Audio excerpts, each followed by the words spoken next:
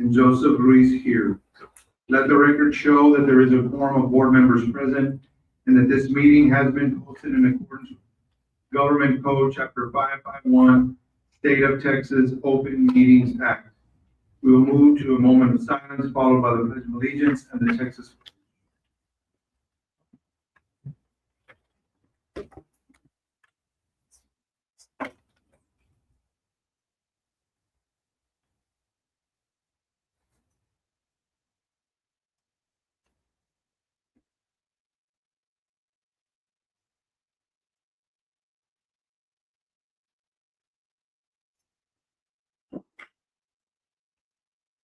Allegiance to the flag of the United States of America and to the republic for which it stands, one nation, under God, indivisible, with liberty and justice for all. I, the Texas flag, allegiance to the Texas, one state, under God, one indivisible.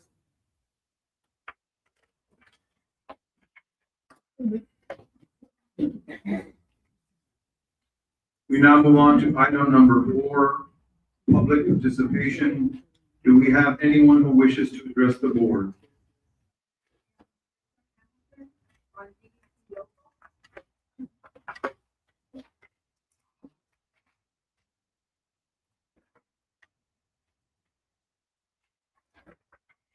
Thank you, Ms. Hamilton.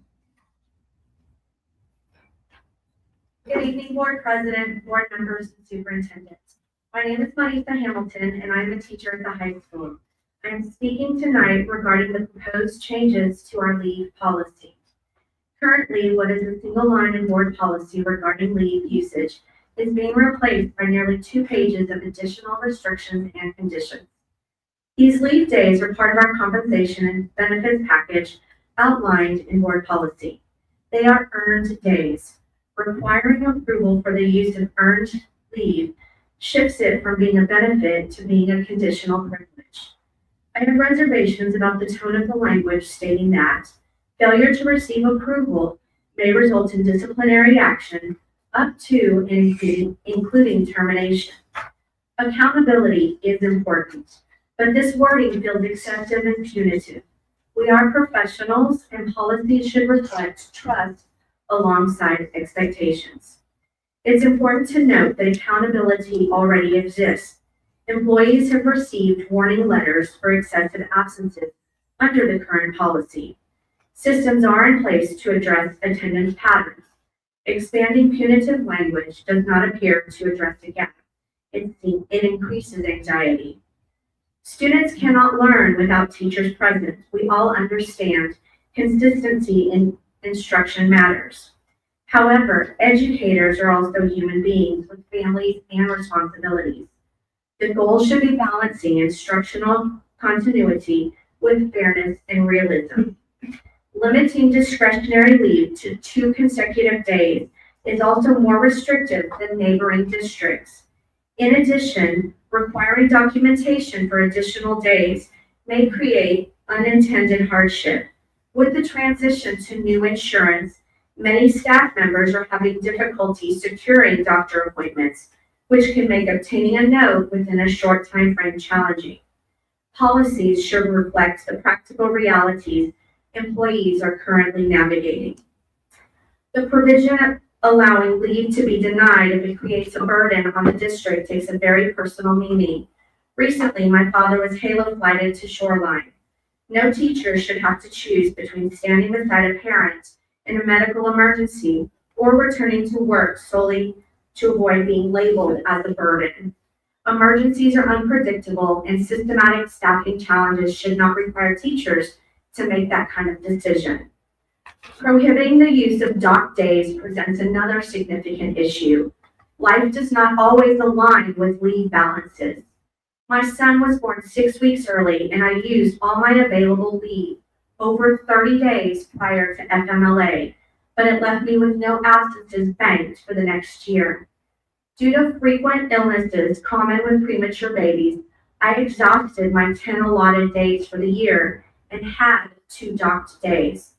Under this proposed policy, I could have faced termination, not for misconduct, but for caring for my medically fragile child. Policies should protect employees in this circumstances. The restriction on not permitted days also warrants consideration. As written, this applies only to campus employees. If certain dates are critical to district operations, expectations should apply equally to all employees. Additionally, there are moments when we are just not educators. We are parents. My son graduated last year. Under this proposed policy, I would have had to choose between being present for that milestone or fulfilling my role as an employee. This is not a position we should put our teachers in. Beyond the immediate impact on current staff, we must consider the recruitment and retention. At a time when the districts everywhere are competing for highly qualified teachers, policies that feel overly restrictive and punitive risk discouraging strong candidates from applying. If we want to attract and retain exceptional educators, our policies must communicate professionalism, trust, and support. If improving attendance is the goal, I encourage the board to consider positive incentives along with clear expectations. Offering an attendance stipend or incentive for employees with strong attendance records would promote consistency while maintaining morale. I respectfully ask the board to reconsider these proposed changes and adopt a policy that supports instructional continuity while it reflects fairness, trust, and the realities of professionals who serve this district every day. Thank you for your time. Thank you, Mrs. Hamilton. Do we have anyone who wishes to address the board? Yes, you have the topic exchange, student improvement, and effort. Thank you, Ms. Rossman.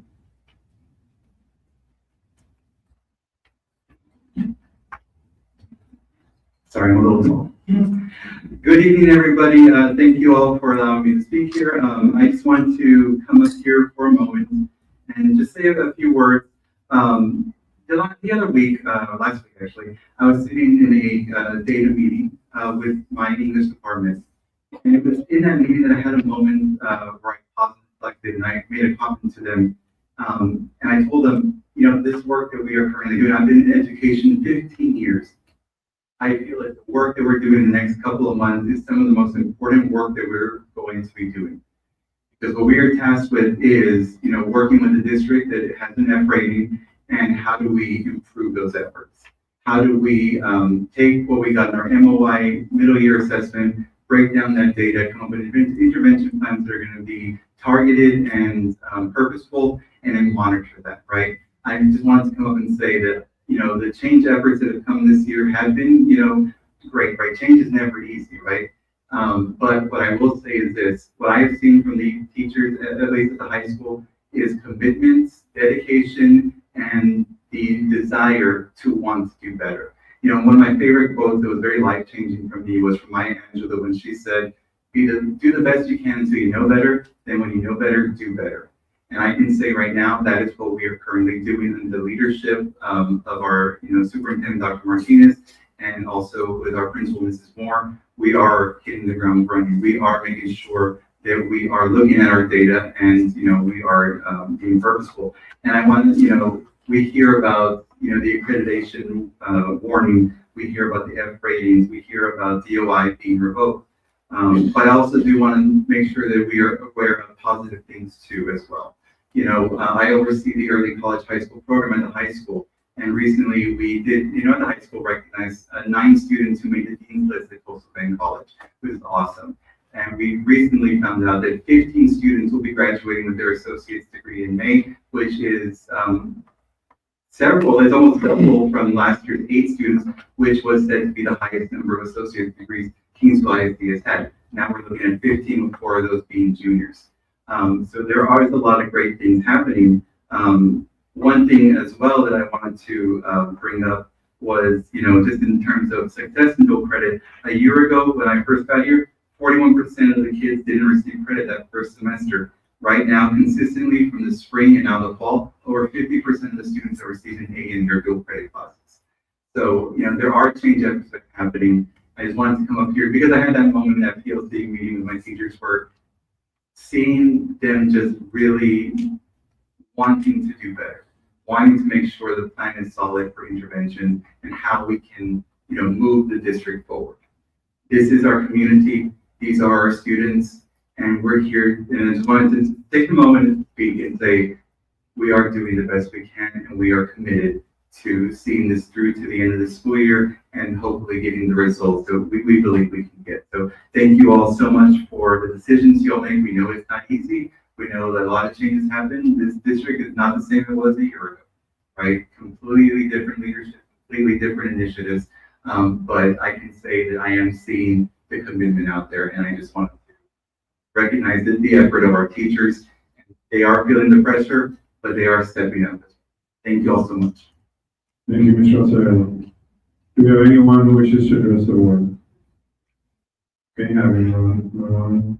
We move on to item number 5, communication from administration. Item 5A, superintendent's update, Dr. Martinez.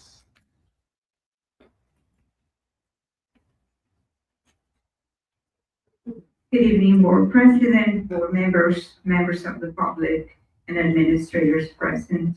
Today, I will be presenting some information regarding the accreditation status of Kingsley ISD, along with the District of Innovation information and some attendance information as the board has requested.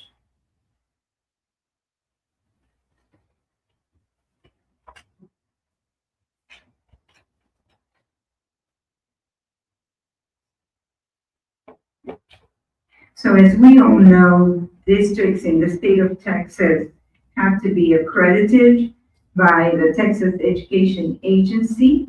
And can you remove that little thing from there, please? Thank you. Districts and charter schools received 4 types of accreditation: accredited, accredited warned, accredited probation, and not accredited revoked. Accredited warned is earned when a district has 2 consecutive school years of an academic accountability rating of needs improvement, academically unacceptable, or an F. This is the current situation for Kingsley ISD.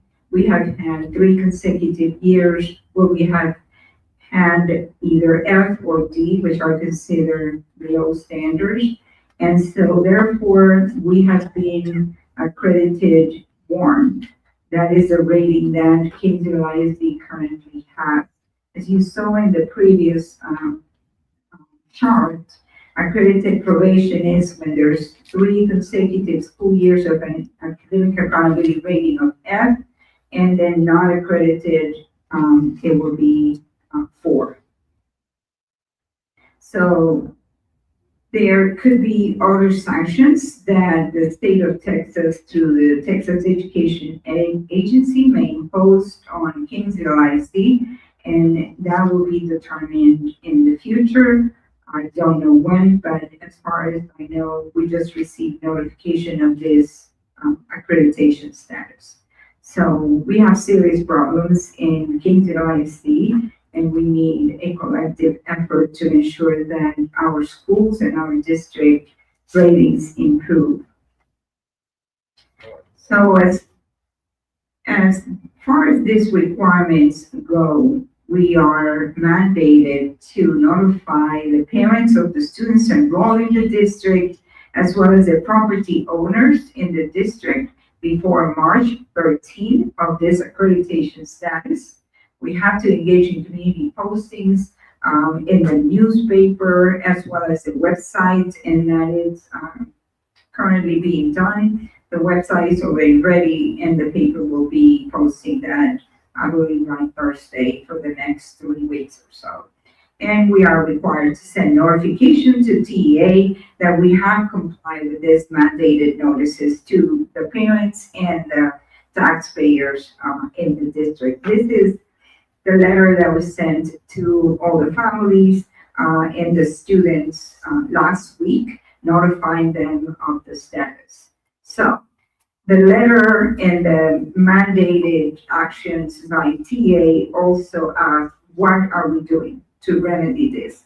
And so, as communicated in the letter, we are implementing a comprehensive school improvement plan centered on high-quality instruction, along with high-quality instructional materials. We are engaging in ongoing instructional coaching support for administrators as well as teachers, and establishing clear systems for accountability, data disaggregation, decision-making, and high-performance culture. So those are the actions that we are taking, because at the end of the day, student success remains our number one priority in Kingsville ISD.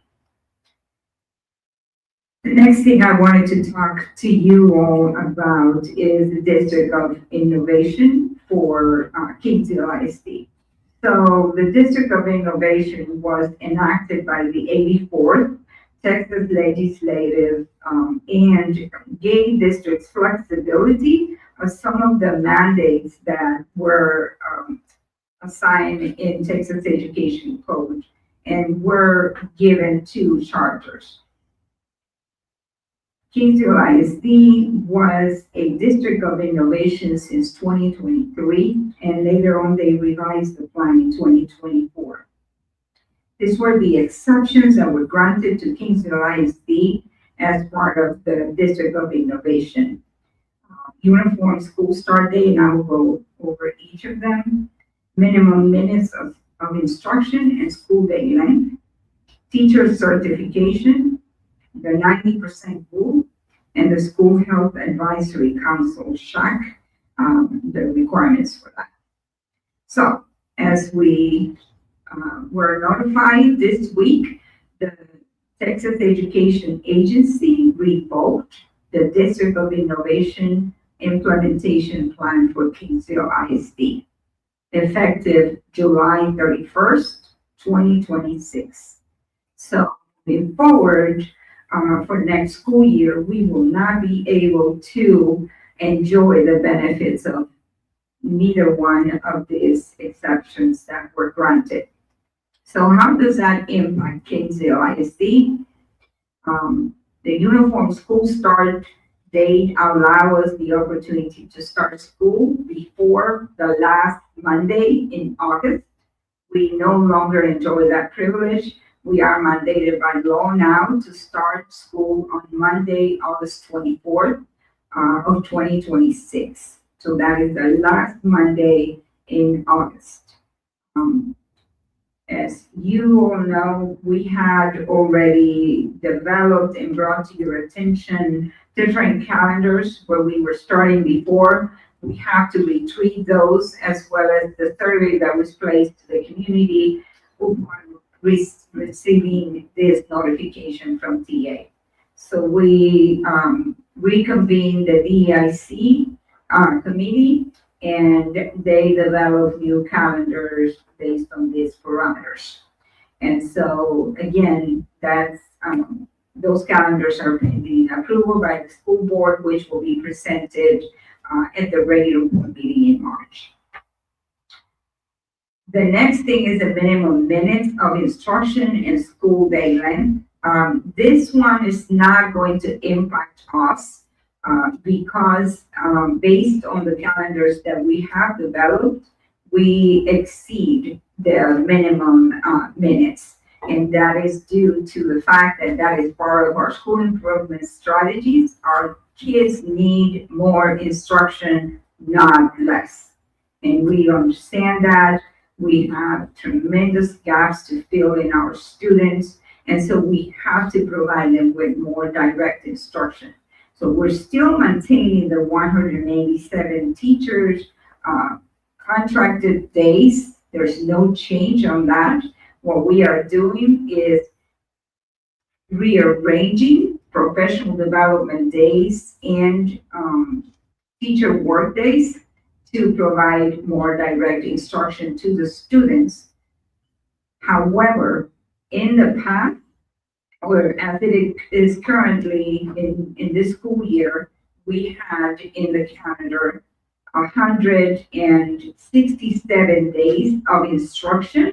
Moving forward, we will have 175 days.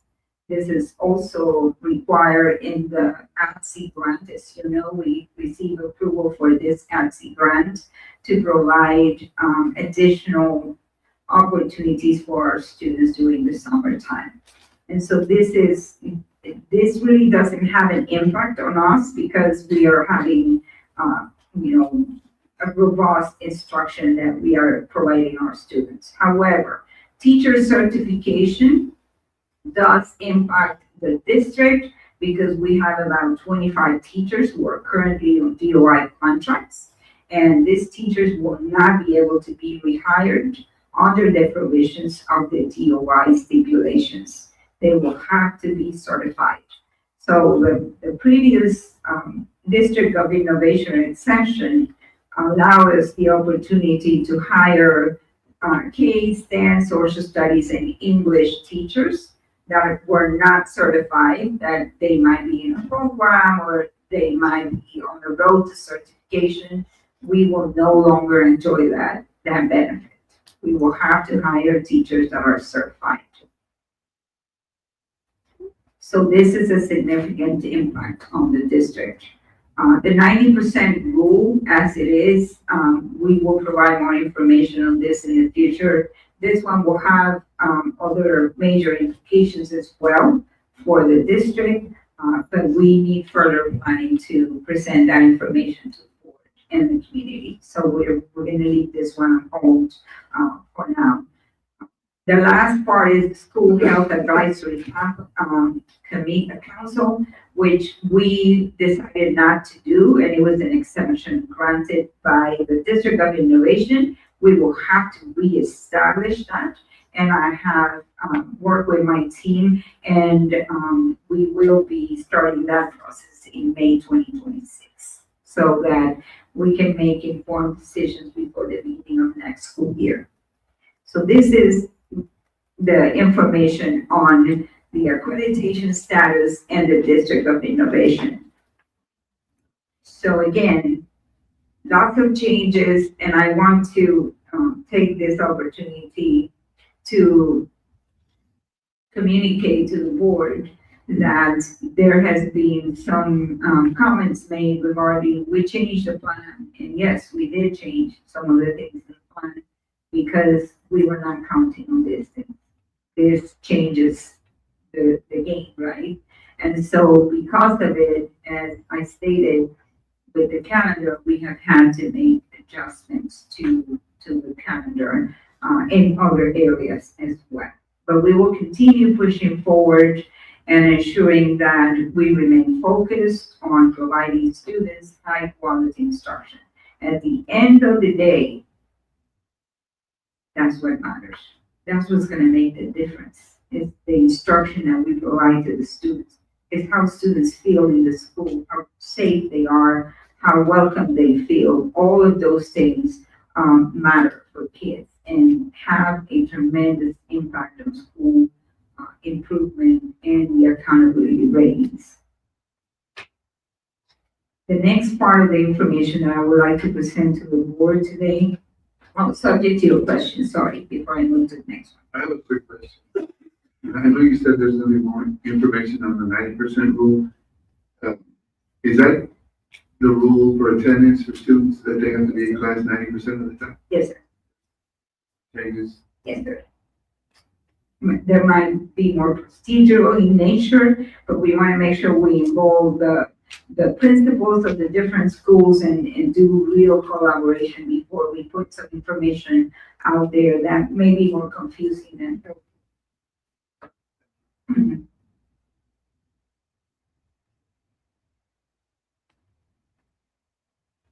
The next part that I would like to present to the board, as they have requested, is during first semester of this current year, we have some attendance numbers for you. Dr. Pitts, can you go to the podium in case the board has some questions that you might be able to answer? So we're going to be talking about attendance per se as well as funding, because you know they're tied together. If our kids don't come to school, our kids cannot learn. If our teachers are not in the classroom, kids cannot learn. And so attendance matters for kids and matters for teachers as well. I want to take a moment to talk about membership versus enrollment. So enrollment is the total number of students at each campus. Membership is the total number of students in grades kindergarten to 12. The caveat is that membership includes, for funding purposes, it only counts pre-K half for half a point, if you will. So that is the difference between enrollment.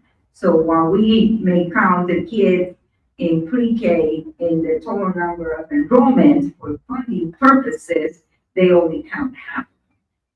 Okay, and so we will talk about the membership of Gillette and the King High School as well as the elementary, which of course have the caveat of pre-K students as well. And just a reminder that membership, not enrollment, is used to calculate the average daily attendance. So this is the numbers that we have for first semester for total membership for each of the campuses. A total of 2,282 students. And we know that attendance matters, and it matters for every student, and it matters every day. And so, basic allotments that we receive from state funding is roughly, Dr. Pitts, do you want to explain this one? Absolutely. For about 6 years, they did not increase the funding formulas, and the basic allotment was $6,160 per student. This last year, they increased the basic allotment $55. There were other increases as well. For instance, in some areas like safety and other things, but the basic allotment only increased $55 to $6,215 per day. What does that mean? That means that if a student attends every single day, the state gives $6,215. But every time they're absent, the amount is deducted. In this case, if you divide 6,215 by 167 days, that is $37.22 a day. So for the district, every time one student comes to school, the school district receives $37.22 from the basic allotment. And conversely, every time a student is absent, that is money that the school district could have been receiving, but did not receive. And it doesn't seem like a big amount, but you will see through the rest of the presentation that it definitely adds up. Okay, thank you, sir. Keep going, please. So the average daily attendance at each campus for the first semester, you see right there. So you see the secondary schools hovering right around 90.2, and then the elementary schools higher. Historically, that has been the case where we have struggled to have higher attendance at the secondary schools, and we're not alone in that. These students can stay at home without the parents. That's pretty obvious. But you see the difference again with the elementary schools, closer to 94%, except for 92.5 for Pettis. The goal for the district for us to maintain a higher ADA is 94% attendance, because that will improve our funding. I would like to address this one is about chronic absenteeism in our school district is experiencing high numbers of chronic absenteeism. And chronic absenteeism is determined when the students miss 18 days or more. That is considered chronic. And so as you can see the numbers there in the last few years, that's our attendance and the chronic absenteeism that we have in the district. This is data that is also calculated by TA and part of the whole process of receiving accountability by the state of Texas. So real quick question. So you're saying that year 24, 25, 32% of our enrollment had a absence. Percentage of students who were 18 times or more absent is 32%. 32% of.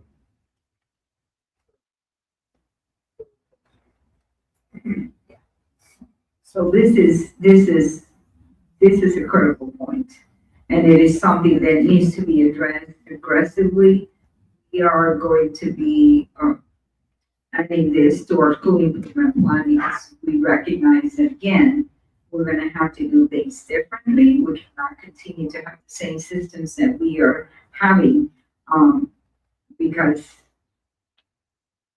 it's critical. It's critical. I don't know how else to say it. That we need to have our kids in school. This is just a comparison between ADA versus membership by campus and the difference. So the top number indicates the average daily attendance at each campus for the first semester. The second number inside the box indicates the membership at that campus. And the number in red indicates the difference between the two, the absences, average absences.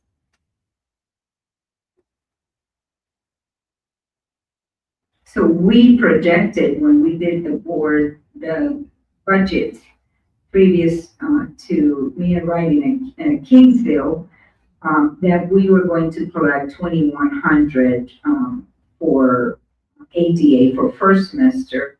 We actually collected 2,090. So we were a little bit below what we projected. So do we have time right now? I mean, I know we should have time right now to balance that out so we don't have to lose money. We do, although historically it has always been the second semester that has been the lower semester for attendance. So that's possible, but it's definitely a challenge. This is the ADA funding earned and lost, green earned and red lost. So as you can see, we're losing considerable amount of money because of attendance at each of the schools.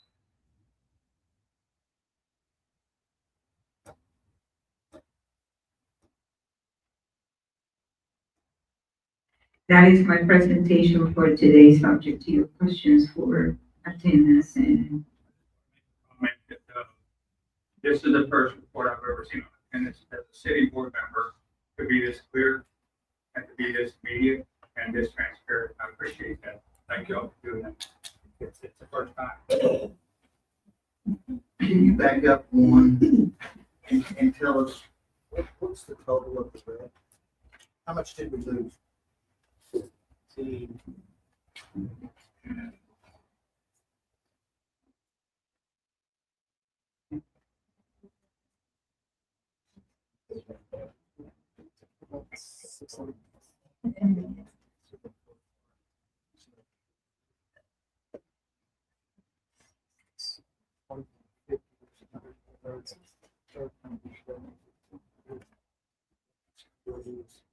Dr. Pitts, what is the average? oh, You so, give them an account. let's see. Hey, Ms. Flowers. Close to- I was gonna say close to 600,000, but she has 600,213.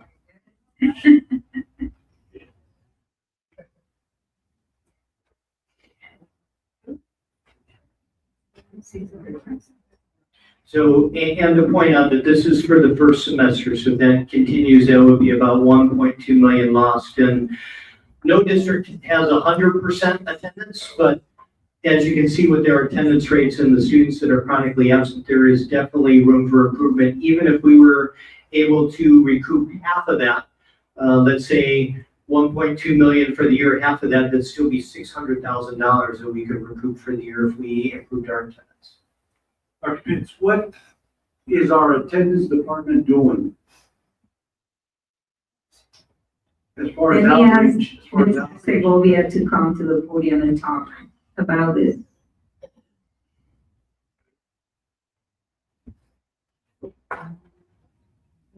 Good evening. Good evening. We do have two attendance officers, housed at high school and oversees high school and Harrell. And our other truancy officer oversees Gillette, Harvey, and Bettis. They do make home visits daily, phone calls. Also, in addition, we have our parent liaison. They do make home visits, and we do take in the truancy court. That is where we have a hiccup. I'm gonna just be honest. That is where we have a hiccup at the truancy court. We have a lot of parents that don't show up to the truancy court. And we refile, well, they refile and they go back again and parents don't show up. They do make home visits. We have a lot of parents don't answer the phone, don't answer the door. We leave door knockers, and it's the same group of students pretty much over and over again. Our truancy officers do a great job. I mean, they are constantly we also have impact meetings. At the impact meeting, that is where we get to the root cause of why our students are absent. And a lot of the reasons just they don't want to go to school. That's the bottom line. And You said that you're having a hiccup with the judges. Have you voiced that concern to them? yes, we met with them at the beginning of the year, and we talked to them. We asked for the assistance, and just going to be transparent, that is where we have an issue.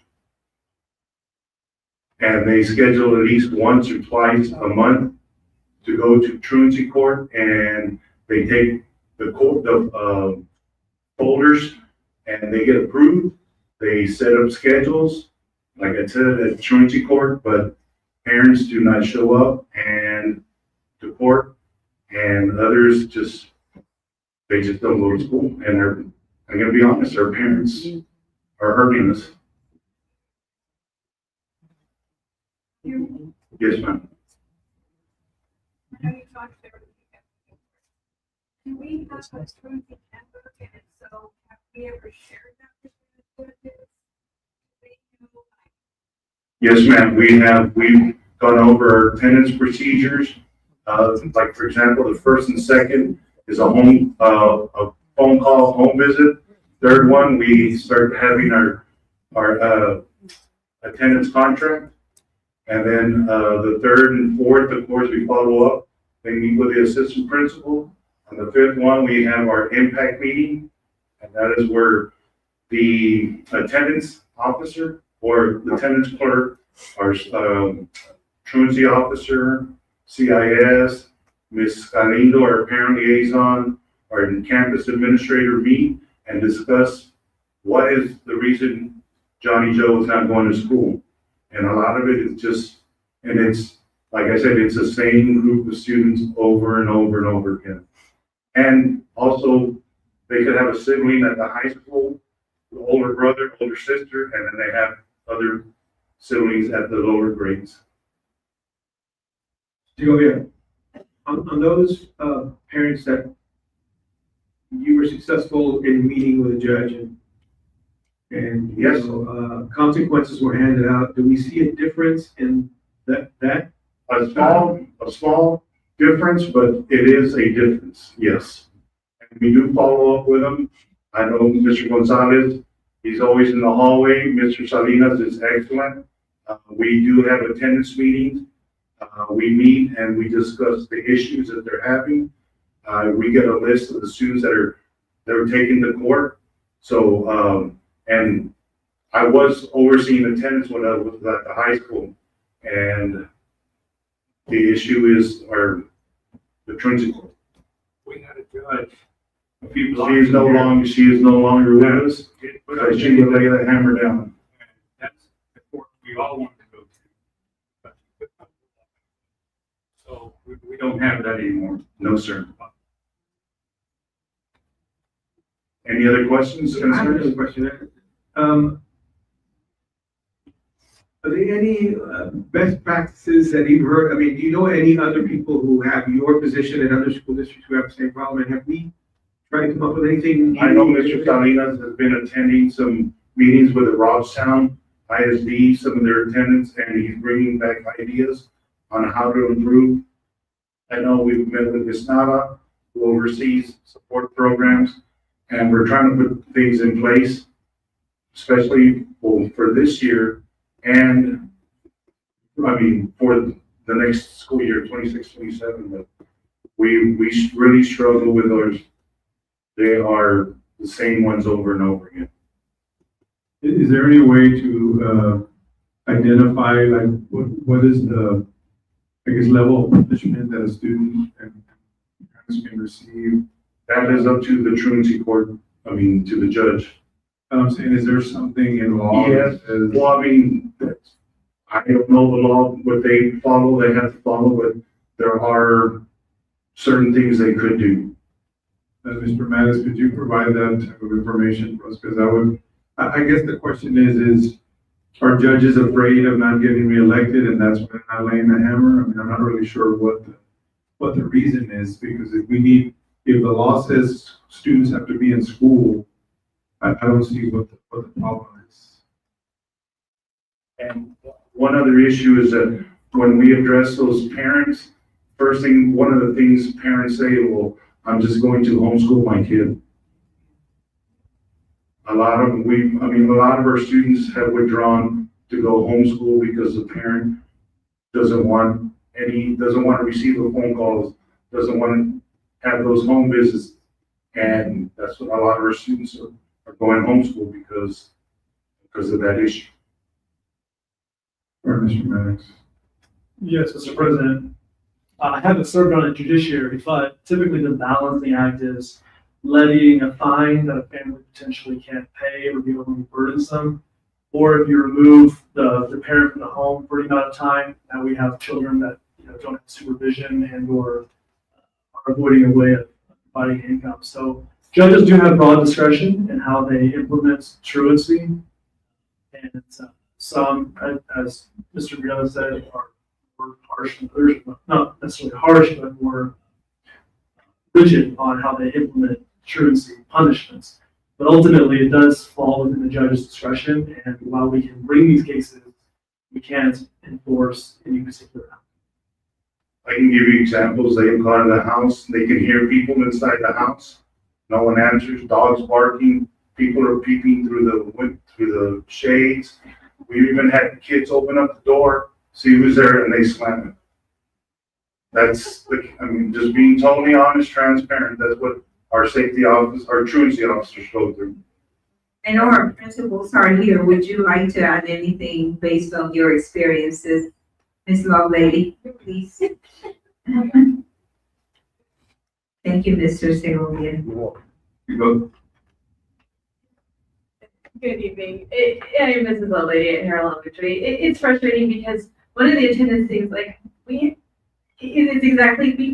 are very consistent with our home visits. We have kids that don't show up. It's my counselor, it's my CIS manager, if my truancy officer isn't available. We've had them come back and they said, peek through the windows, tell us to go away. We give a phone call later and they're like, well, my mom's foot hurt, so they come to school. How do we help that? And so, they literally do not want to walk to the bus stop because the mom's foot hurt. And that's frustrating. And so, we have come up with, I met with Mr. Gonzalez to try to come up with some incentives for our kids for the rest of the year. It's rewarding those who are coming, but to be honest, it's not drawing those same group of kiddos in. We are seeing some success with those home visits, persistent home visits. Persistent, and it's the nicest way to put it. Being there, constantly showing up, phone call after phone call after phone call, because the courts, when we do have to put them, it isn't helping. So we're taking matters into our own hands, and we're showing up at their houses consistently, persistently. And then we do get a hold of them, and sometimes we do have to provide some physical needs for the kids. Do you need shoes? Do you need clothes? What is it that we can help to get you here? How do we get a hold of transportation to find out to get you on that bus? And so those things are happening. We have people that are working and sometimes they just won't open that door or pick up that phone to let us help them. So we are trying to put some measures in place and we are being persistent about it. We just need to, they know that continued support from the community and the Truancy Board would help too. So that's what I can say. Thank you. Thank you, ma'am. Mr. Segovia, real quick, who goes to Robstown? You said you had your truancy officers go to Robstown. Who's the actual person going out there? It was, Mr. Salinas went, it was on the day of our, livestock show. So Mr. Salinas went on his own time. We were all, he chose to go on his own time and go and visit with them to bring back ideas and suggestions. And he did go on his own. Yes. How Audit and other districts come together and brainstorm ideas. What's happening in your district? And, I mean, I don't think that. And for example, Mr. Garcia, you even helped us trying to get a student to go. Claiborne County provided transportation, went to the child's home three times. Three times. And no one ever came out. And you spoke to the parents, you made arrangements, and nothing. I know it's an uphill battle, Mr. Segovia. I know the only reason is that I'm glad Mr. Salinas went, because I know we have another truancy officer that's from there, which we have to know our people here. I know Mr. Salinas knows our people here, which is good, but I don't know how well this other truancy officer did in Robstown, but I think we need to look at that as a board this upcoming year, because that's a lot of kids that we're missing. And I know you've called me several times, Max. I mean, I called you, can we get close? Can we help this family numerous times? And you've helped out, and they just don't come. I just think we have you spread too thin sometimes, that we can focus on one area. That we need to look at that as a board in the future.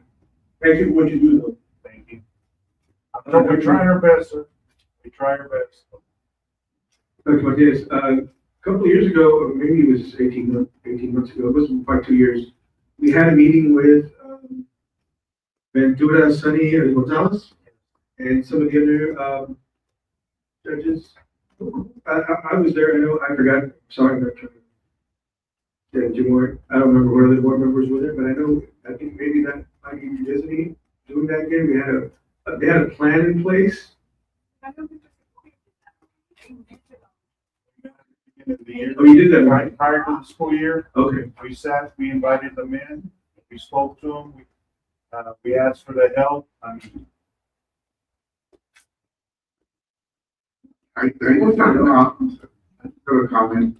You know, I was in education 33 years, and attendance was always an issue in every district. I worked in 2 different districts here in Corpus, and attendance was always an issue. And we just need to keep trying, just keep doing what you're doing. That's all we really can do. And I hope no one takes offense to this, but I blame the parents. Because when I was young, my parents made sure I went to school. They didn't have a choice. Exactly. So and this is like you're saying, the parents don't go to court. So that's another. And we do file on the parent and the student. I asked for help one time, and people were like, we don't do. Ma'am, this is a publicly held meeting, but not a meeting for the public. Thank you. Okay, if I can, be allowed to finish my report now. Any other questions? Okay. Just happy to say that today we have the Texas Education Agency visiting Harvey and Gillette. We were together with the curriculum and instruction team, and we visited several classrooms and did calibration walks at both of these schools. Happy to say that there's improvement that we're seeing in the classrooms. Still not where we need to be, but I'm so proud of our teachers because I see them really trying. I see them really stepping up to the plate and just doing things a little differently, right? And we visited teachers that we visited back in the fall, the same teachers, and we can see the differences. And we compare notes on what we observed then and what we're observing now, and there's definitely improvement happening at the school. So a testament of our principals, our administrators, but most importantly, our teachers that are stepping up to the plate and understanding the challenges that we're facing and trying to find ways to reach our kids and fill the gaps. Yes. And having said that, I have sent communication to the principals. We will be having the coordination and orientation meetings for the RIF at Harvey on Monday, the 2nd of March, Carroll the 3rd of March, and Perez the 4th of March. We have provided our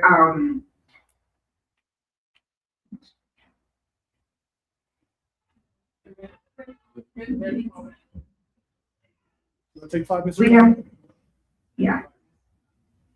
Let's take a 5-minute recess.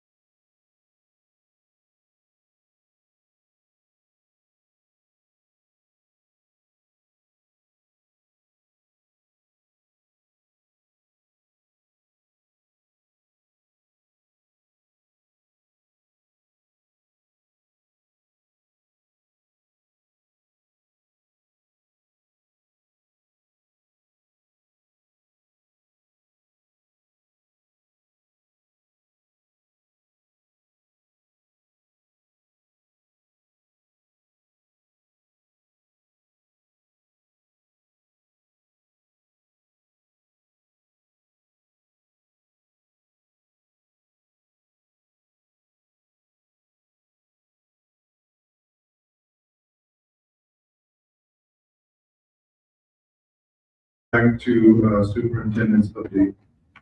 Yes, thank you so much, board president, board members, and members of the public.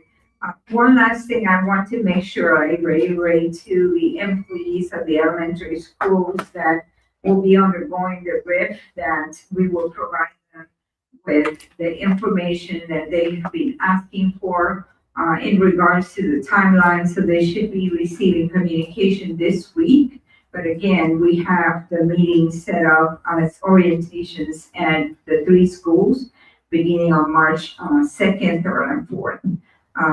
We have also given the principals and have sent to all the employees via a memorandum that I sent about 2 weeks ago, a survey asking them for any questions they may have regarding the process.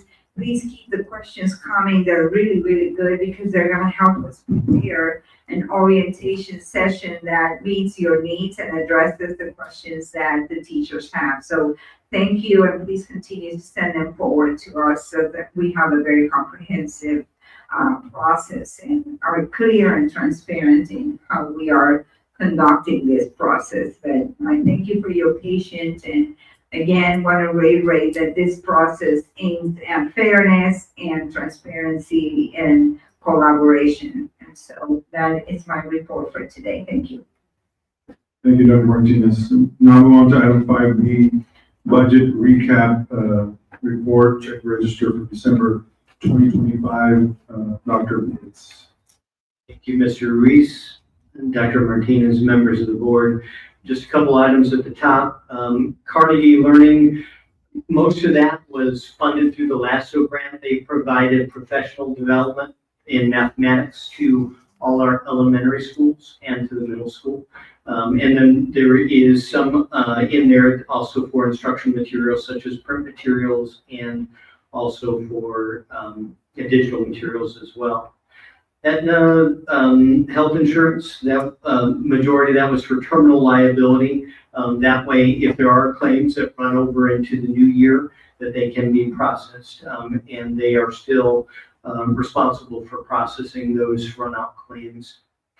Big State Electric, that is a grant, the safety grant for the installing the automatic gates at HMK and Harvey, and also then the Howard Industries was also part of the safety grant that provided the server and the cabling for the security cameras, the exterior security cameras that are monitoring the entrances of our schools. I'll take any other questions that you have. So the entrance gates at HMK are finally working. Do you want to comment on that, Mr. Scoop? We are in the last. You need to put up a chair.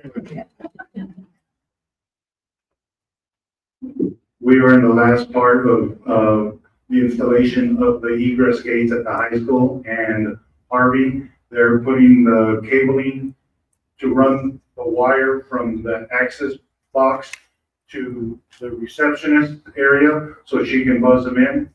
And also we're just waiting for the video. We're right there. We're almost done. We are working with Salt Creek, not Saltgrass, Salt Creek, and they're finalizing everything. I've been in contact with Salt Creek. This close, like this? This close, sir. Like reaching the Cowboys, reaching the Super Bowl. This close.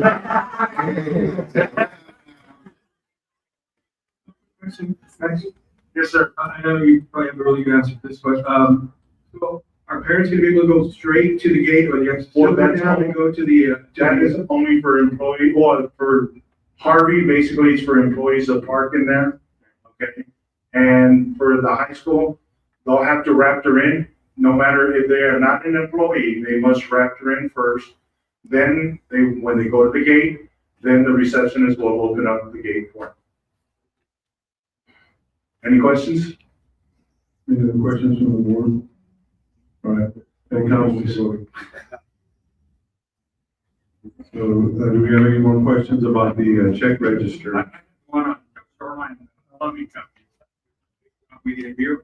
No, that was at Gillette.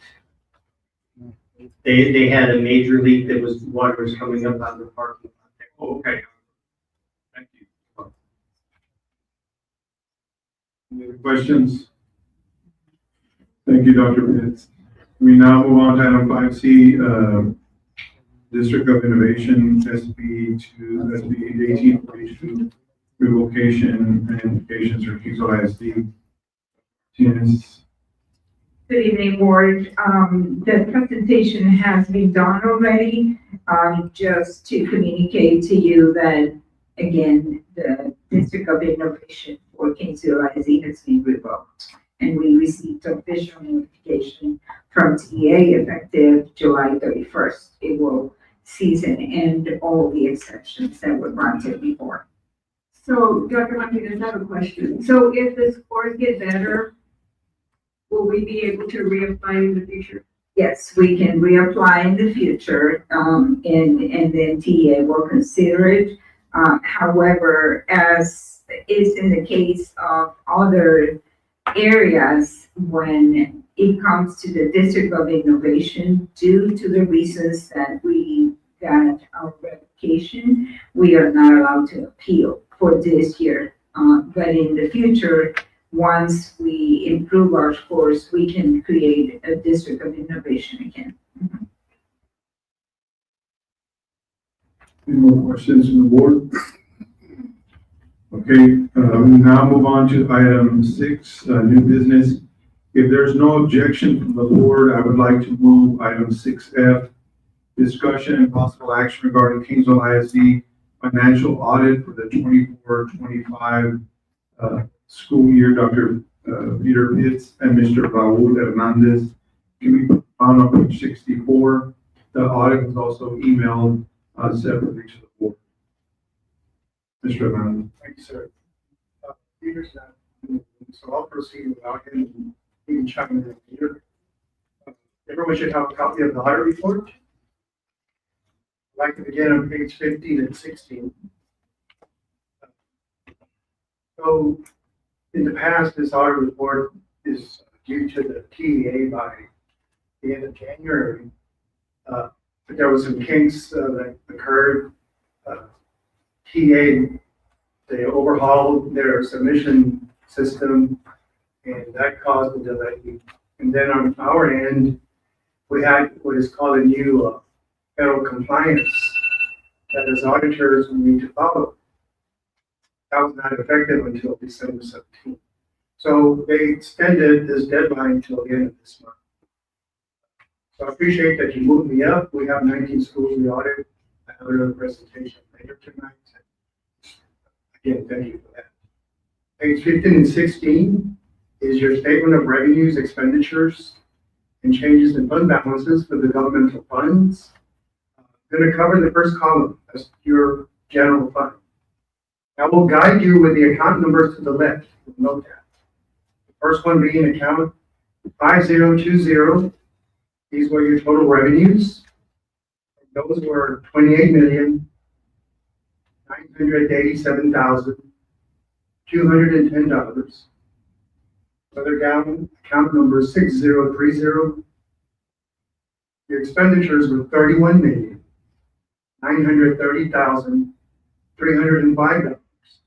So your expenditures did exceed your revenues by negative $2,943,095. Hereafter, you had another use of funds of negative $418,667. So for the year, account 1200, your net change in fund balance is a decrease of $3,361,762. Now you started with a fund balance of $10,709,208.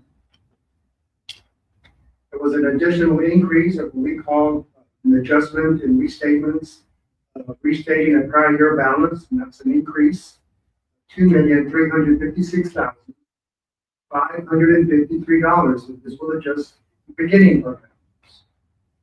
However, at the end of the year, account 3000 at the very bottom Your fund balance ended at $9,703,999. Questions? Understand that this was planned, as a matter of fact, I'll show you shortly that you had planned a larger decrease. So because of curtailments and expenditures, you did still end up with only 3.3, however, still significant. Any questions? And now real quickly, just go to page 18 and 19. Actually, page 18. This is what we call a proprietary fund. Basically, this covers all your insurance funds. At the very bottom, this ended with a negative $470,997. This should never be. Generally, this would be an audit finding. But we elected not to do an audit finding because this is temporary. For our discussions with management, you have changed insurance carriers. You're projecting for this to turn around. Without this plan, this would have been an audit finding, it would have been significant. It would affect the audit report as far as submitting this as part of the audit report. But again, there isn't questions on this. If not, real quickly, page 58.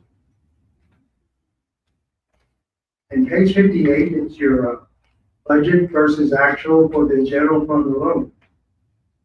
In particular, the column to the far right-hand side, beginning with account 0011. This is your functional accounts dealing with expenditures. You'll note to the far right-hand side that all the variances are positive, which means you came in under budget under every function.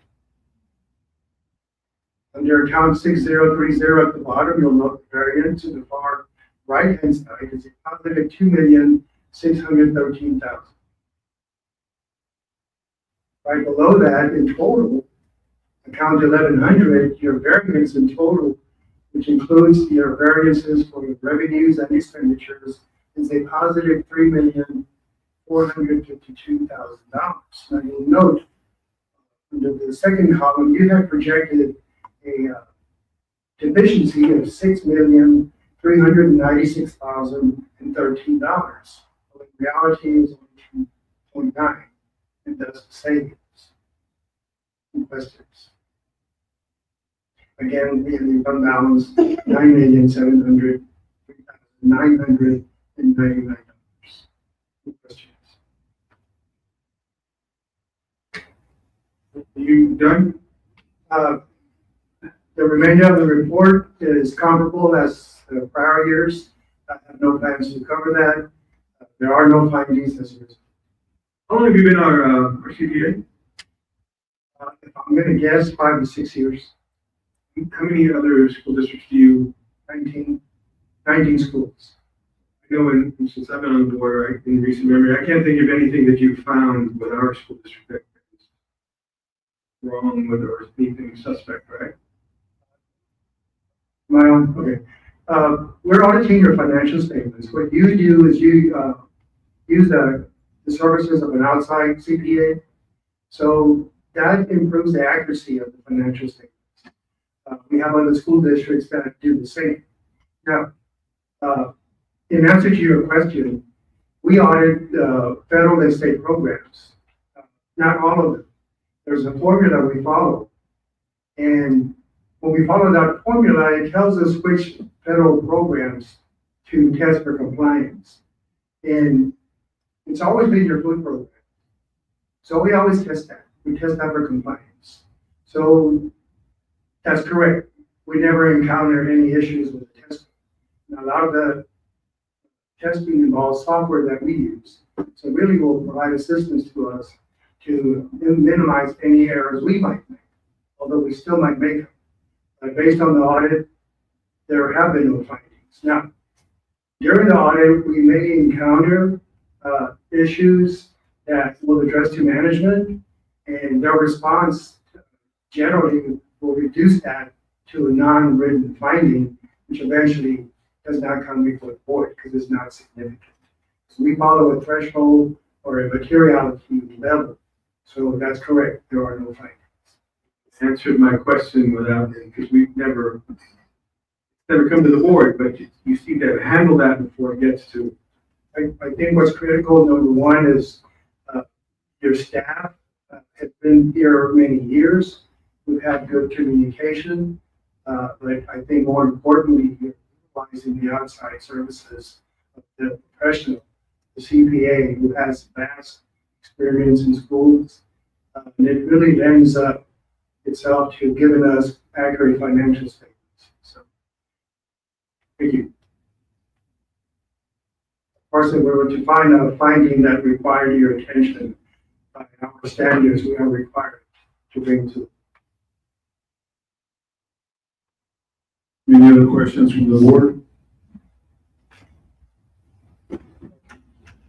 Mr. President, I'd like to, first of all, thank Dr. Pitts for taking control of that for us. I know it's a difficult task, you in your office that do that for us. So, you always really are frugal with our monies, but we see why now. We see that, and thank you for taking time to work closely with Mr. Hernandez. Dr. Pitts is very meticulous, and he has caught us a few times on some of the numbers towards the end. And it's like he knows in advance what the end result, the numbers will be. A good example is of this audit. He knew that the preliminary we had given him didn't make sense to what he had projected. So we looked at it. But again, that's just Dr. Pitts, got good staff that, that provides the numbers that, he analyzes. So you're right. He's a good client to have. We understand that you're our client up until tonight. If certainly we continue as your auditors, we would be glad, but we understand that you have new auditors, they'll experience the same thing with very good, accurate financial statements. Thank you. So, so do I hear a motion to accept the KISD financial audit for the 24-25? So moved. Motion made by Martin Chapa. Second. Second made by David Garcia. And by roll call vote, Joe Mireles. Yes. Brian Kubal. Yes. Martin Chapa. Yes. David Garcia. Yes. Jacob Perez. Yes. Delma Salinas. And Joseph Reese, yes. Motion carries 7-0. Thank you very much, Mr. Ernest. We now move back to item 6A, by common consent, the board agrees to consider as one action item the following. It can be found on pages 23 to 25. Approval of regular meeting minutes of January 21st, 2026. Do I hear a motion to accept? Motion made by Delma Salinas. Second. Second made by Jake Perez. Followed by roll call vote. Joe Mireles. Yes. Brian Kupal. Yes. Martin Chapa. David Garcia. Yes. Jacob Perez. Yes. Delma Salinas. Yes.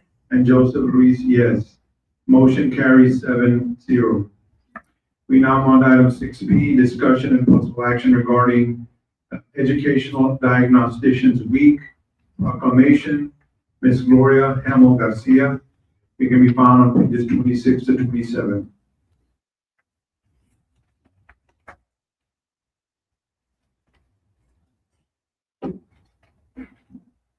Superintendent Martinez, Board President Reese, board members, and members of the community. May 2nd through 6th of 2026 serves as an opportunity to celebrate the dedication, expertise, and commitment of educational diagnosticians, whose efforts positively impact students, campuses, and the broader educational community every day. At this time, I would like to proudly recognize our district diagnosticians who are with us this evening. Ladies, if you'll make your way up to the front when I call your name. We have Pamela Avilad from Venice Elementary.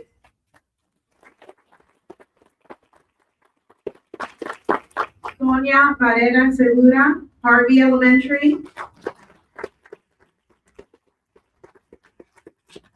Maria Lopez, Harold Elementary.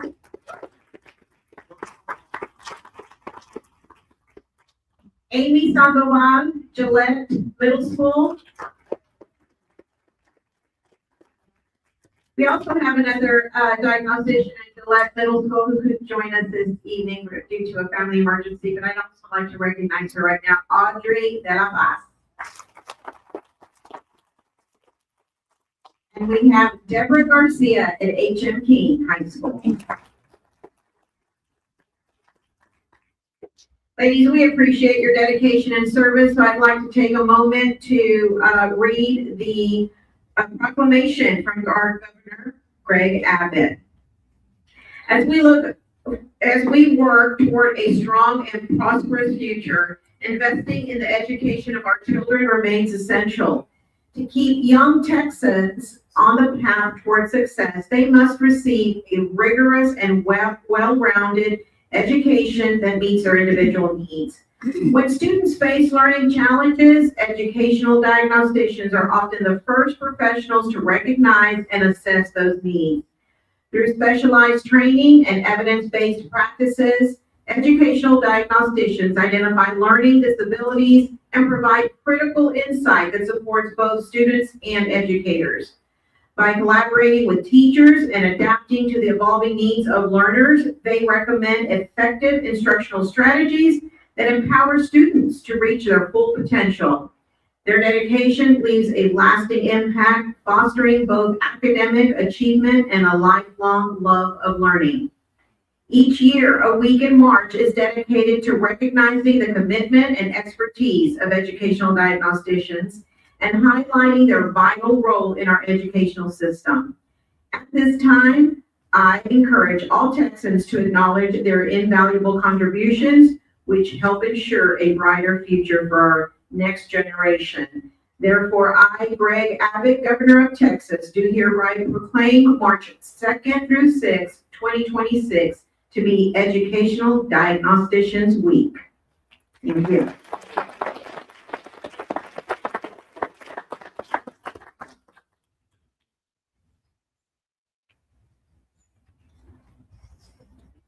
I'd like to go.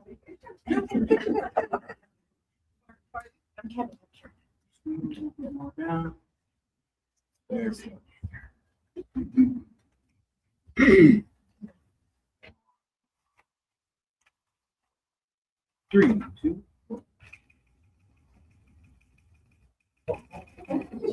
Sorry. One more.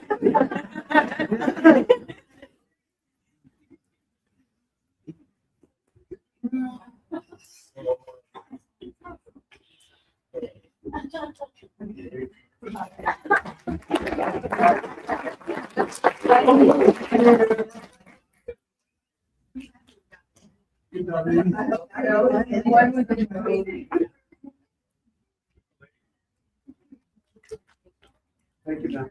Thank you so much.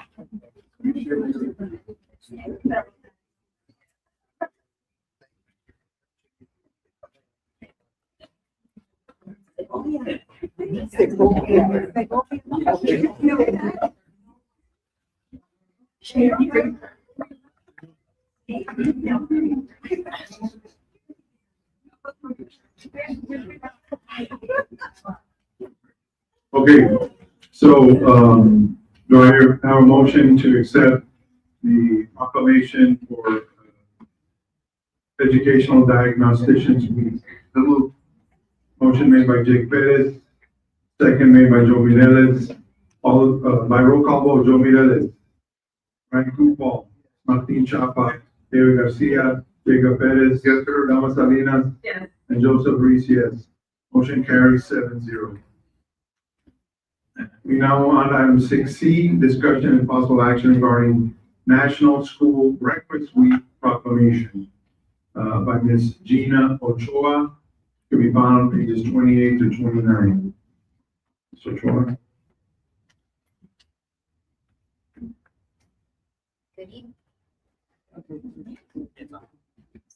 Good evening. Ladies and gentlemen, members of the board, I'm going to talk about National School Lunch Breakfast Week Proclamation, which is from March 2nd through 6th of 2026. Whereas child nutrition professionals contribute to the well-being of students, preparing nutritious meal component offerings which incorporate TDA recommended limits of fat, salt, and sugar while providing increased fiber through fresh fruits, vegetables, and whole grains. For many students, school food service provides the only source of regular meals, and whereas the school food service professionals recognize that a hungry child cannot concentrate and will not learn effectively, and whereas March 2nd through 6th of 2026 has been designated for National School Breakfast Week, and whereas our citizens should continue to support the school breakfast and lunch meal programs, which provide all of our students with the opportunity to consume a warm school meal so that they may perform successfully in the classroom. And whereas the continuous and combined effort must be made by parents, schools, and the community to work together to acknowledge the significance of the school lunch program every day.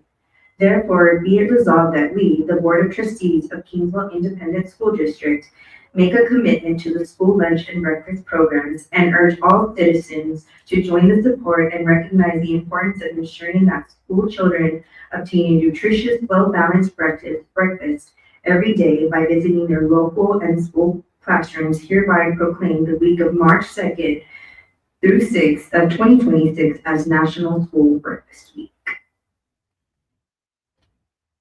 Any questions? Thank you. Thank you, Ms. Ochoa. So,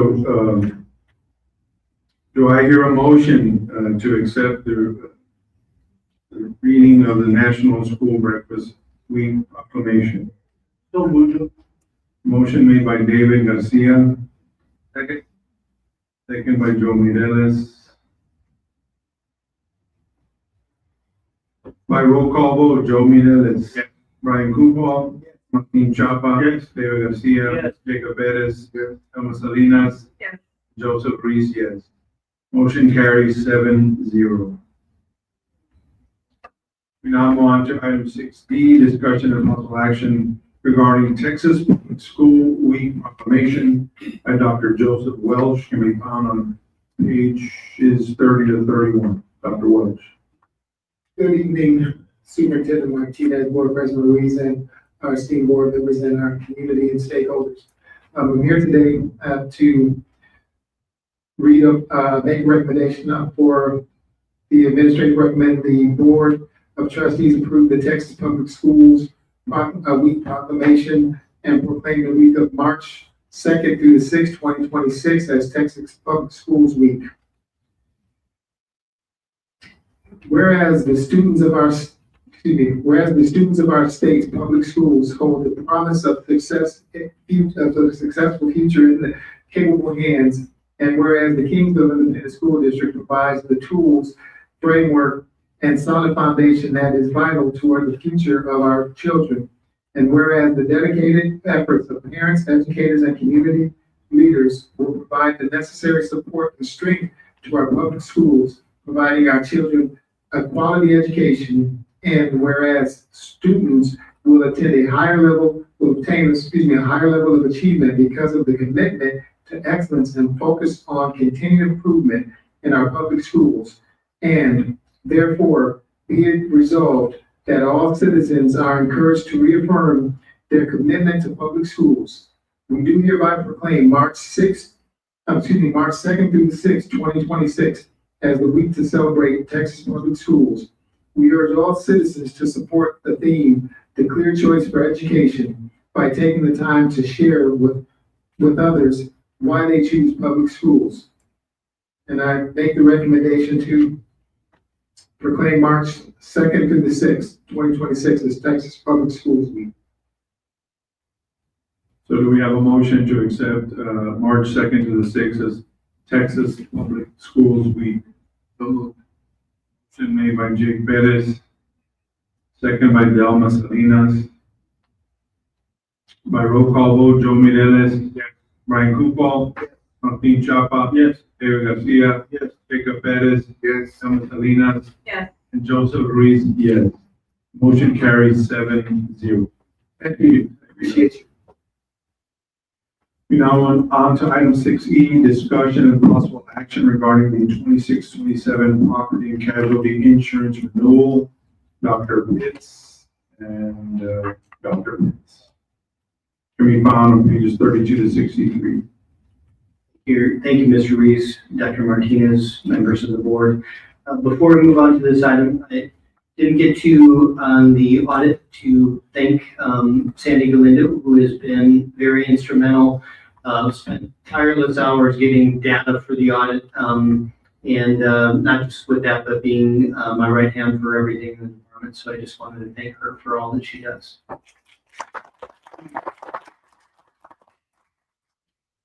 Property and casualty insurance, there are 3 different decisions the board needs to make. So the first one is whether to have a loss limit of $15 million or $30 million. So you see those last 2 columns right there. We can either insure the district up to $15 million if we have $15 million in damages, or $30 million. And could you scroll all the way to the bottom, please, Israel? So you see the difference there. Keep going all the way to the bottom. Keep going all the way. Okay, there you go. So you see the difference in coverage. So we're talking a little bit over $100,000, $105,000 between $15 million of coverage or $30 million of coverage.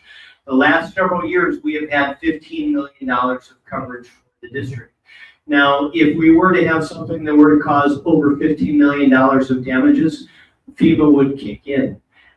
So it would take time to get the money, but chances are the money would be recouped. Otherwise, we would pay $105,000 extra for about 15 for double the coverage. So that's the first decision before the board tonight. The second decision before the board is on flood insurance. So if you could close that document and bring up B, document on current flood insurance. So the flood insurance for the district adds up to $70,000. There are only 3 different buildings in a floodplain, and all of those are at Clayburg Elementary School. We have done some research with maintenance department on which areas are prone to flooding in the district, and really the only ones that have ever come close to our buildings are really at Clayburg Elementary, the ones that are in the floodplain only. With our research, it is really recommended that we only purchase flood insurance for those 3 buildings, that we do not necessarily need it for $70,000. We, again, have gone back 20 years and no one in the maintenance department knew of any standing water that has gotten close to any of our buildings other than the Clayburg that is in that flood zone.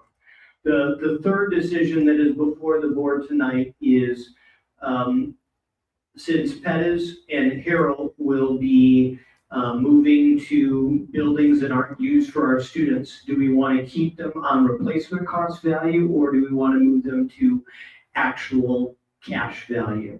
So at the bottom there, you see that I have them split up. Recommendation is that Clayburg definitely currently on actual cash value, that we move that to replacement cost value. So currently the premium, like for Clayburg, you see for $6.9 million of coverage, actual cash value, we're paying $18,000.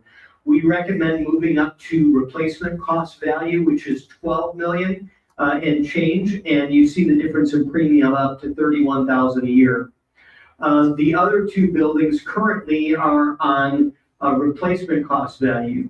We can move those back to actual cash value, and you see the difference. It's a $12,000 difference for Harrell, and then it is about what we'll say a 12,000 difference also, and once you round it off for Pettis as well too, we can say that. So what does that mean?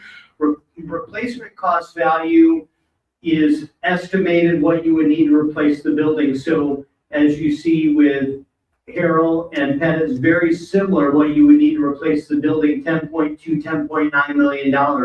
That would be if we want to build new schools. Chances are right now with our enrollment the way it is, we do not have a need to build extra schools. We could just take the actual cash value. In other words, they would give us the 5.7 or the $6.1 million minus our deductible, of course. And then we probably would not be using that money to build new buildings. We would use that to, with our current buildings, to improve the HVAC or improve the roofs of our current buildings because we do have aging infrastructure. And again, currently at Clayburgh and at Harvey, we do have additional capacity for what we expect to move over to those buildings. We have extra rooms that we don't anticipate having to use as classrooms, so we do have space to grow there as well. As we do have space to grow at the high school as well too, if we were to have increasing enrollment in the future. I will take any questions that the board has. I have one. Please forgive my ignorance, Dr. Pitts, but so we're voting on property and casualty insurance, but we have to decide on flood as well as underinsuring or insuring the existing properties. Should those be separate items, or is it all considered part of property and casualty? It could be approved all as part of the same item with one motion. So the motion would need to include the loss limit level, which would be either $15 million or $30 million. They would also need to include flood, which would be which properties to include for flood, and would also include for Clayburgh, Harrell, and Pettis, whether it's actual cash value or replacement cost value. Recommendation from administration would be $15 million loss limit, which is what we've had before, and that could save us $105,000, which in our budget crunch would help. For flood would be just the buildings that are in the floodplain, which would be the 3 Clayburgh buildings, the elementary, main, the classrooms, and the music room. And it would be moving Clayburgh to replacement cost value, since that would be the school that we're using, and moving Harrell and Pettis off of replacement cost value and to actual cash value. I'll take any other questions you have. This chart that we're looking at right now has been used for 2 different things. Yes, sir. Flood at the top. And Yes. yes, at the bottom. And the only properties in the flood zone are those AE. Yes, sir. 3 Harrells at the bottom. I mean, 3 Yes, Clayburghs at the Yes, bottom. Clayburgh, right now, the past couple of years, what have we had it under? Actual cash value or replacement cash value? It has been under actual cash value since we have not been using it to instruct our students. Our purposes. Correct. But does our memorandum of understanding or our lease with the Head Start program, how is insurance handled in that situation? Who pays for that? Us, them? We pay for anything that happens with the building. Again, with the district, it would be our choice still. It's not their choice whether, if the building were to, let's say, be destroyed, it's not their choice of whether we have to build a building, rebuild the building or not. How much of that building will they actually be occupying and using? Does anybody know? I have a general knowledge they're going to need about approximately 7 classrooms, and the rest is going to be for office space. They have talked about that there is one wing that they will not need and that they don't plan to use, but the majority of it is going to be for all their office space and seven classrooms. If there were a complete disaster at that one campus, we had excess capacity in some other campuses that they could potentially use should we decide not to rebuild or That is correct. They could move to Pettis for sure. And as a matter of fact, we took them around and they looked at both facilities. They're very similar, of course, in construction. So we could probably meet their needs at another campus. If let's say we had something happen at one campus only in Hero. Thank you. Yes, sir. Is there any other questions from the board? Okay, so hopefully I can get all this right, so just, okay. Okay. I would like to move that we accept the administration's recommendation and adopt a policy limit of $15 million in our standard P&I coverage, that we provide flood insurance for the Clayburgh campus only, which is 3 properties listed in the flood zone, and that we use actual cash value for the Harold and Pettis campuses. And also change flavor from. They revert back to the replacement cost. We have a motion made by Brian Kufal. Is there a second? Second. Second by Delma Salinas.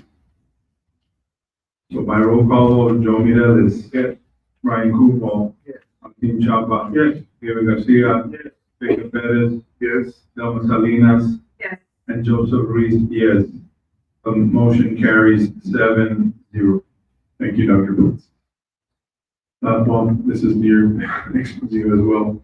So we now move on to item 6G, discussion and possible action regarding the addendum to agreement and memorandum of understanding between Community Action Corporation of South Texas, KCOS, and Kingsville ISD. Dr. Boots.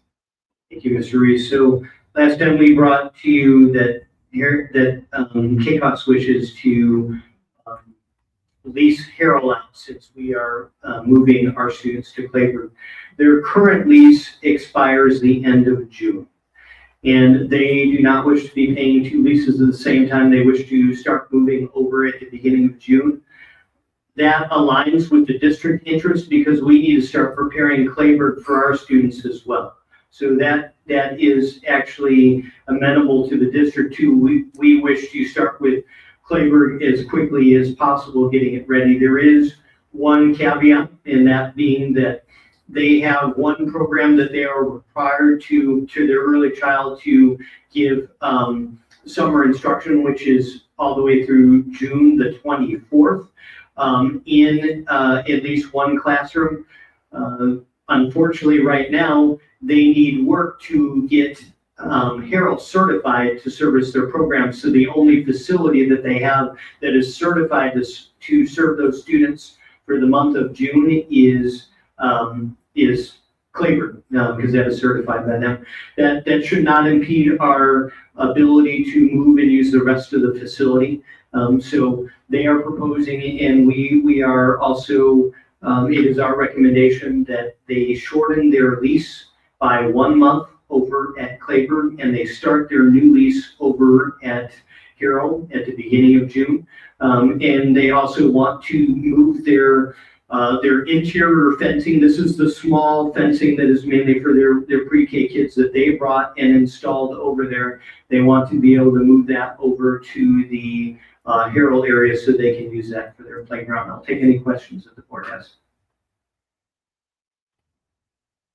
Any questions from the board?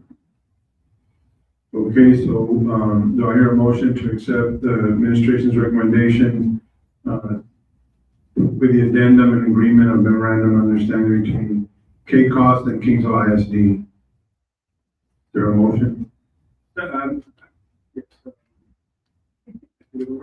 Yeah. So moved. Motion made by Martin Chapa. Second made by Joe Mireles. By roll call vote, Joe Mireles. Yes. Brian Kufal. Yes. Martin Chapa. Yes. David Garcia. Yes. Jacob Perez. Yes. Delma Salinas, Yes. and Joseph Reese, yes. Motion carries 7-0. We now move on to discussion and possible action regarding purchases of over $50,000. Dr. Peter Pitts. Thank you, Mr. Reese. At the beginning of the year, we had in our large expenditures, tennis courts, resurfacing those. We budgeted $100,000 for that. So we looked at several options, myself and the maintenance department. And also we consulted with the coach Gonzalez as well too. He knows those courts better than anyone. So the options we had were to completely reconstruct the courts. If we're going to do that, if we were going to reconstruct them with asphalt, it would be about $400,000 for all the courts. If we were going to reconstruct them with concrete, about $800,000. Concrete courts are supposed to last 50 years. Asphalt are supposed to last 25 years. Or the other option is resurfacing, which is basically filling the cracks, putting another coating on top of it, making sure everything is level. So resurfacing usually lasts 7 or 8 years.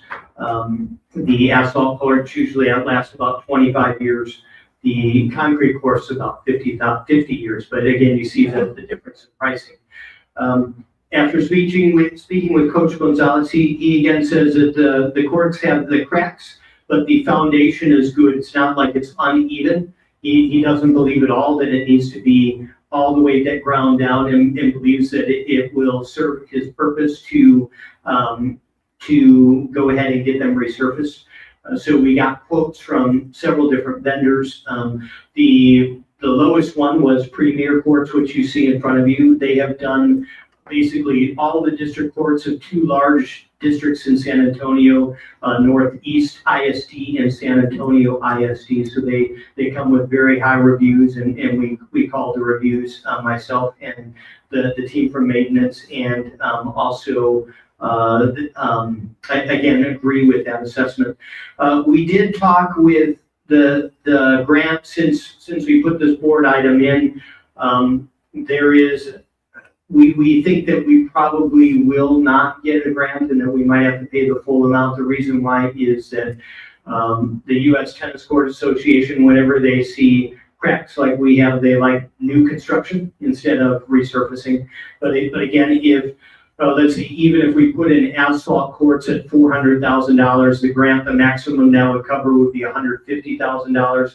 The district would still have to pay $250,000. That's a major investment that again, the district doesn't have at this time, but it could be that in 7 or 8 years that we may have to come back and we may need new courts, either asphalt or concrete, that have a significantly higher amount. But we believe at this time, even if the district doesn't get the grant and has to pay the whole $86,000, that was budgeted at the beginning of the year. And this company, again, has been vetted, and we believe will do a good job. And again, in consultation with the maintenance department and with the coach, we believe that this is the best solution at this time. So it's gonna be cement, is that what it is? No, at this time, it will be just filling the cracks, and there will be a coating on the top. It's not going to be cement that they're gonna put. And again, we have spoken with several districts, including San Antonio ISD, who said that they had courts that nothing had been done with them for 25 years, and they came out looking great. So we believe that this is going to be a good solution, and that at least for the next 7 or 8 years, that this will make our tennis courts safe and usable and looking good at the same time. Any more questions from the board? Did all the 4 bids that came in were for the filling in of the cracks? And they were all for the resurfacing, for filling into the cracks and then providing a new surface on top. And the bids ranged anywhere from this $86,000 to $179,000 was the highest bid for basically the same work. Are they gonna be painted? Or they're gonna paint the Yes, whatever colors we have? Yes, we get to choose, so we'll be working in conjunction with Coach Gonzalez. Thank you.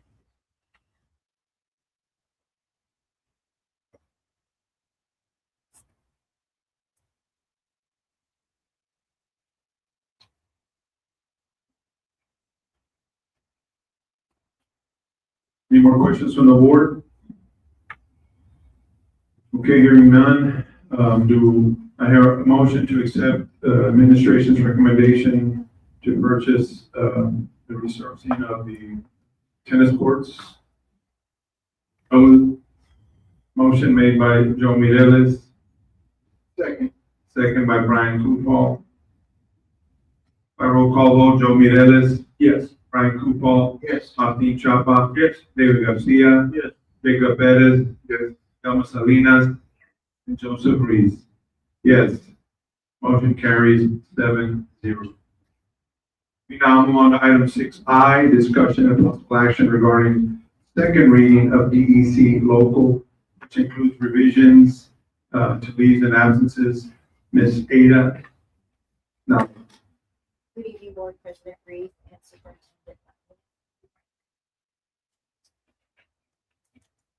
Good evening, Board President Reed and Superintendent Martinez and Board members. Before you have the second reading of DEC local, and we are recommending some revisions and that were suggested by the board. So if you go to page 3 of the 7, one of the recommendations by a board member was to change the 1 week third paragraph. It used to say 2 weeks, and it was recommended to reduce that to 1 week, and so that has been changed. Also, the other item was that they did not, administration did not have to approve the 2 days, the 2 consecutive days. That has also changed. And we did verify that most districts do have a fiscal year of July 1st through June 30th. This time, the recommendation is that the Board of Trustees add revisor to the DEC local policy as recommended by administration, this serving as a second read. I have a concern. Yes, sir. On the paragraph that talks about discretionary use of state personal leave and or local leave for 2 consecutive days must be approved by the principal or immediate supervisor for non-instructional roles. I want that to, I'm recommending that include instructional roles. Because when I read that, to me, it seems like the principal is not going to be approving teachers or parents that are, part of the instructional role. So to me, the principal needs to be approving for the instructional role on their campus. And then the second sentence, which states employees assigned by instructional leadership position of the campus level requesting discretionary use of state personal leave and or local leave. The 2 consecutive days must be submitted in writing and approved by assistant superintendent. That could stay, but my concern is the principal not having the authority to approve. Well, the way I read this, are teachers that want 2 consecutive days at their campus. We would include the instructional roles as well. Yes. And take that away from the way I read the second sentence from the assistant super curriculum. They wouldn't have to be responsible for that. That's just my recommendations. That way you're keeping it local at their campus and really the immediate supervisors. Yes, sir. So, I'm sorry, I was gonna just say, so as a second reading, Nick, we would then, I guess they would go back, take recommendations, and then the final reading is where we would decide, correct? Yes, sir. We can bring yes, sir. We can bring multiple readings to the board for the final reading. If the board wants to adopt a particular version now for its second reading, we can do that by motion. So, Mr. Pettis, you could motion to accept the reading plus the additional changes that you discussed. Okay. I make the motion as I stated for the revisions for the campus principal at their campus approves the instructional roles of the teachers, and then make the second part where these assistants who would not approve the instructional roles at the campus. Basically, I wanted the principals to take care of their staff at their campus on these for 2 consecutive days. And so, board, if so moved, the administration would craft that into policy language to the best they're able to bring for your final reading next week. So we have a motion to accept, the second reading with the revisions, outlined by trustee Bettis. Is there a second? Second. Second made by David Garcia. By roll call vote. Joe Mireles. Yes. Brian Kufal. Yes. Martin Chapa. David Garcia. Yes. Jacob Bettis. Yes. Llama Salinas. And Joseph Reese, yes. Motion carries 7-0. We now move on to item 6J, discussion and possible action regarding first reading of BED local board meetings for public participation. Ms. Ida Nava. This is the first reading of BED Global and includes revisions to public participation, changes to the local policy offered for consideration under the public participation procedures, and that is on the first page towards the middle, and that would be to remove the 5 minutes and now have 3 minutes. And in researching this for local districts, that is the common practice to have 3 minutes for public participation. So the recommendation is that the Board of Trustees consider taking action to add, revise, or delete BED local policy as discussed in this, as this serving of the first reading.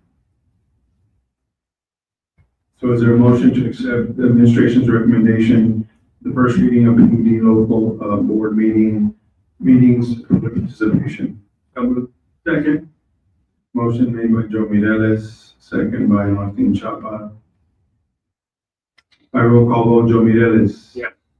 Brian Kufal. No. Martin Chapa. Yes. David Garcia. Yes. Jacob Bettis. Yes. Llama Salinas. Yes. And Joseph Reese, yes. Motion carries 6-1. We now move on to item number 7, closed session. The board will enter into closed session in accordance with Texas Open Meetings Act, Texas Government Code, Chapter 551.071 and 551.074 to deliberate and consider the following. Item 7A, consider and deliberate regarding resignation / retirement of contracted employee, principal, DFE local. And also item 7B, consultation with legal counsel regarding legal and personnel matters. No action will be taken until we turn open session. We are entering into closed session at 7:35 p.m.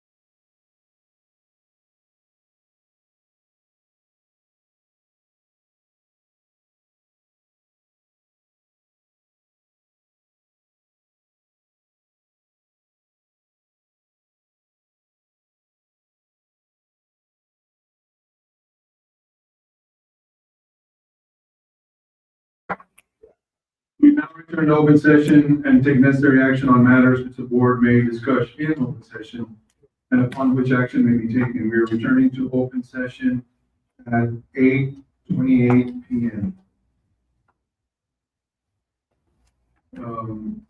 Item 8A, discussion and possible action regarding the resignation of a contracted employee.